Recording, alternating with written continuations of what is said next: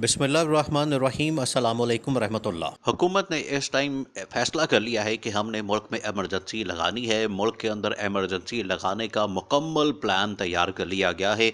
शहबाज शरीफ ने तमाम की तमाम इत्तेहादी जमातों का इजलास बुलाया। इजलास के अंदर तमाम इत्तेहादी जमातों के साथ बातचीत की और तमाम इत्तेहादी जमातों ने, जिसके अंदर मौलाना फजलुर रहमान, आसिफ जरदारी, बिलावल भुट्टो, मरियम नवाज, नवाज शरीफ और जितने सियासी पार्टियों के सरबराह थे, वो सारे के सारे मौजूद थे, जिसमें उन्होंने इस बात का ऐलान किया कि हमने हर हाल में इस सुप्रीम कोर्ट के साथ इन 3 जजेस के खिलाफ, chief justice of Pakistan justice Umar Ata Bandial के खिलाफ हमने लड़ना है, हमने जंग करनी है, हमने इनके खिलाफ लड़ाई करनी है और हमने पीछे नहीं हटना। हमने किसी सूरत इनका फैसला नहीं मानना और हम बाकायदा बायकॉट का ऐलान कर रहे हैं।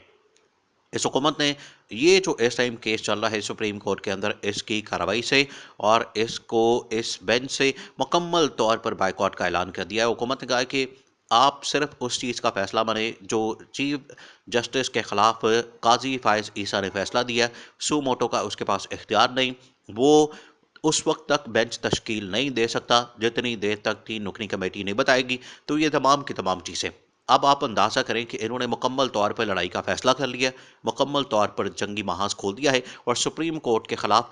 देखिए, इमरान खान ने बड़ी देर पहले बता दिया था कि ये मुल्क के अंदर एमरजेंसी लगाना चाहते हैं, मुल्क के अंदर इकॉनमी का सहारा लेकर, इकॉनमी को तबाह करके, मुल्क के अंदर दहशतगर्दी और इस तरह की चीज़ें पैदा करके, मुल्क के अंदर ये तबाही और बर्बादी पैदा करके, ये चाहते हैं कि हम मुल्क के अंदर अपने इक़्तिदार को लंबा करें, अपने इक़्तिदार को एक्सटेंशन दें और हमारे पास ये जवाज़ हो कि देखिए जी, मुल्क के हालात बड़े ख़राब हैं, मुल्क के मामलात बड़े ख़राब हैं, सुप्रीम कोर्ट के ऊपर भी चढ़ाई कर दें। असल में प्लान क्या है? नवाज़ शरीफ का असल में प्लान ये है कि अपनी मर्ज़ी का इन्होंने आर्मी चीफ भी लगाना है, अपनी मर्जी का इन्होंने चीफ जस्टिस भी लगाना है, अपनी मर्जी का इन्होंने सदर भी लगाना है, उसके बाद इन्होंने इलेक्शन को मैनिपुलेट करना है। क्योंकि इस टाइम हुकूमत ने ये बात की है और चीफ जस्टिस को कहा है कि चीफ जस्टिस के पास कोई इस किस्म के अख्तियार नहीं है कि वो इलेक्शन कमीशन के मामलात में मुदाखलत करे। मतलब ये कि जो इलेक्शन की डेट दी गई, जो 8 अक्टूबर की तारीख का ऐलान किया गया, उसमें किसी किस्म की मुदाखलत ना की जाए, उसमें किसी किस्म का इंटरफेरेंस ना की जाए। इस पर इमरान खान ने बड़ा वाज़ेह अंदाज में बता दिया और चीफ जस्टिस के रिमार्क्स बड़े ज़बरदस्त हैं। वो रिमार्क्स बताते हैं कि इन्होंने जो भी हुकूमत ने साजिश की है चीफ जस्टिस के खिलाफ, सुप्रीम कोर्ट के खिलाफ, जजेस ने नहीं माननी। ये 3 जजेस आइन और कानून के ऊपर खड़े हैं। इमरान खान ने इनके साथ मुकम्मल यकजहती के इजहार के लिए अपने सपोर्टर्स, वोटर्स और वकला को कॉन्स्टिट्यूशन एवेन्यू बुलाया और वहाँ पर उन्होंने इजहार यकजहती किया। बड़े ज़बरदस्त रिमार्क्स दिए हैं इस time supreme court of Pakistan के चीफ जस्टिस उमर अता बंदियाल ने।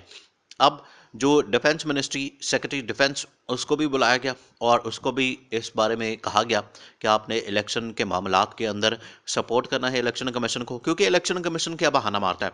देखिए, इसके पीछे साजिश, अब आप समझें इस बात को, इसके पीछे साजिश क्या है। ये हुकूमत ने इलेक्शन कमीशन को पट्टी पढ़ाई हुई है, इलेक्शन कमीशन को इस्तेमाल किया जा रहा है। इलेक्शन कमीशन इस टाइम बी टीम बना हुआ है किसकी? हुकूमत की। और इलेक्शन कमीशन वही काम करता है जो हुकूमत कहती है। किस तरह से राणा सनाउल्लाह को एक दिन पहले पता चल गया था कि इलेक्शन कमीशन कह सकता है हमारे पास सिक्योरिटी पर्सनल नहीं, हमारे पास सिक्योरिटी एहलकार नहीं, हमारे पास फंड्स नहीं, हमारे पास पैसा नहीं, हमारे पास आर स्टाफ नहीं, हमारे पास ना डब्बे हैं, ना बैलेट बॉक्स है, ना बैलेट पेपर्स है, ना कोई और चीज़। सेम वही स्टेटमेंट, सेम वही बातें इलेक्शन कमीशन जाके सुप्रीम कोर्ट के अंदर कह देता है, सुप्रीम कोर्ट के अंदर बता देता है और सुप्रीम कोर्ट में ये तमाम के तमाम बातें की जाती हैं। किस तरह से हुकूमत, किस तरह से ये पहले बता सकती थी कि इलेक्शन कमीशन ये बातें करेगा, तो इलेक्शन कमीशन ने जाके वही बातें की।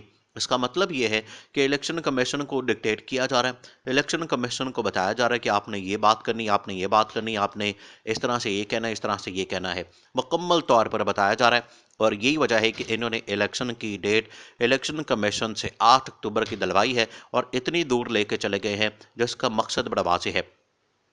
दो चीज़ें इसमें बड़ी वाज़ेह हैं। एक तो ये कि सितंबर के अंदर सदर ने रिटायर हो जाना है, सदर का ओहदा भी खाली हो जाना है और दूसरा ये कि चीफ जस्टिस ने भी रिटायर हो जाना है। तो ये अपनी मर्जी का सदर भी ले आएंगे, अपनी मर्जी का चीफ जस्टिस भी ले आएंगे और उसके बाद ये फिर इलेक्शन के कमीशन के ज़रिए इलेक्शन को मैनिपुलेट करेंगे और नवाज शरीफ की नाअहली ख़त्म हो जानी है। अभी जो इन्होंने कानून पास किया है, जिसके अंदर नाअहली के अंदर इनको रिव्यू का एक हक मिला है, रिव्यू का राइट मिला है। उसी की बेस के ऊपर इन्होंने नवाज शरीफ की नाअहली ख़त्म करवानी, इमरान खान की नाअहली करवानी है और इन्होंने इलेक्शन को मैनिपुलेट करके वज़ीर आज़म इमरान खान को नहीं बनाना बल्कि नवाज शरीफ को लाना है, क्योंकि इमरान खान तो इस टाइम 2/3 मेजॉरिटी से। देखिए, इमरान खान से सवाल किया गया, इमरान खान से इस मुतल्लिक पूछा गया कि अगर आप दोबारा से वज़ीर आज़म बनते हैं तो फिर आपके कौन से ऐसे काम होंगे या इक़दामात होंगे जिसकी वजह से पाकिस्तान को क्राइसिस से निकालेंगे। तो इमरान खान ने बड़ा वाज़ेह तौर पर बता दिया। अब ये जो सारी सूरत हाल है इस टाइम मुल्क के अंदर एमरजेंसी नाफिज करने की, मुल्क के अंदर हालात को ख़राब करने की, मुल्क के अंदर मामलात को ख़राब करने की, वो किस वजह से हो रही है? वो सिर्फ़ इस वजह से हो रही है कि हम अपनी हुकूमत को एक्सटेंशन दें। लेकिन ये बात किसी सूरत भी इस्टेब्लिशमेंट के लिए काबिल कबूल नहीं। इस्टेब्लिशमेंट इस बात की मुकम्मल तौर पर तैयारी कर चुकी है, मुकम्मल तौर पर उन्होंने मुकम्मल तैयारी कर ली है कि हमने हर हाल में इस हुकूमत के ख़िलाफ़ जाना है और इस हुकूमत को घर भेजना है। अगर इन्होंने किसी किस्म की हरकत करने की कोशिश की, कोई गैर आइनी, गैर कानूनी, तो हमने इनको फ़ारिग कर देना है और इनको घर भेज देना है और मुल्क के अंदर इमरजेंसी लगा देनी है। मुल्क के अंदर इमरजेंसी लगाने का प्लान ये सारा का सारा हुकूमत ने तैयार किया है। इसी वजह से इत्तेहादी जमातों के साथ शहबाज शरीफ ने मुशावरत की है, शहबाज शरीफ ने उनको ऑन बोर्ड लिया, उनके साथ मुकम्मल तौर पर इस हवाले से प्लान शेयर किया। लेकिन इस्टेब्लिशमेंट मुकम्मल तौर पर दूसरी तरह से तैयारी कर चुकी है और इस्टेब्लिशमेंट ने बता दिया है कि हम किसी सूरत भी मुल्क के अंदर ऐसी सूरत हाल पैदा नहीं होने देंगे और अगर इन्होंने कोई भी काम किया तो फिर एक्शन लेंगे और वो वाला एक्शन होना है। फिर आखिरकार इस्लामाबाद के अंदर पूरे सिटी में, पूरे इस्लामाबाद में ये जो दंदनाते फिर रहे हैं, हुकूमत काम नहीं करने देगी। हुकूमत अगर सुप्रीम कोर्ट की राह में रुकावट डालती है, सुप्रीम कोर्ट को रास्ते से रोकती है, सुप्रीम कोर्ट के फैसले के अंदर रोड़े अटकाती है, उसके बाद जस्टिस आसिम मुनीर की जानिब से फिर एक्शन लिया जाना है और ये एक्शन फिर सारी दुनिया ने देखना है और सारी दुनिया के अंदर फिर इसकी गूंज होनी है। इन्होंने जो मर्जी कर लें, देखिए ये हुकूमत इस टाइम ज़्यादा देर चलने वाली नहीं है। हुकूमत के पास अब ज़्यादा वक्त नहीं है, ये आखिरी सांसें ले रही है। हुकूमत की इस टाइम आखिरी सांसें चल रही है। उसकी वजह यह है कि जब भी इस तरह की हुकूमत इस तरह की हरकतें करती है, इस तरह की हुकूमत जिसके पास अवामी मैंडेट नहीं होता, अवामी ताकत नहीं होती, अवामी पावर नहीं होती, वो फिर इसी तरह से हरकतें करती है अपने इक़्तिदार को बचाने के लिए। अब इनका इक़्तिदार बचने वाला नहीं है और ये जो इन्होंने मुल्क का हाल किया है, मुल्क का जो बेड़ा गर्क किया है, मुल्क के अंदर जो तबाही और बर्बादी फैली है, मुल्क को जो नेस्त नाबूद किया है, मुल्क को जो बेड़ा गर्क किया है, मुल्क को इस टाइम मखरूज कर दिया है, मुल्क का जो हाल किया है, इनका हाल अब यही होना है और इनके साथ भी यही हाल होगा और इमरान खान ने बता दिया है कि आगे इनकी मौत है, क्योंकि इलेक्शन के अंदर ही इनकी मौत है।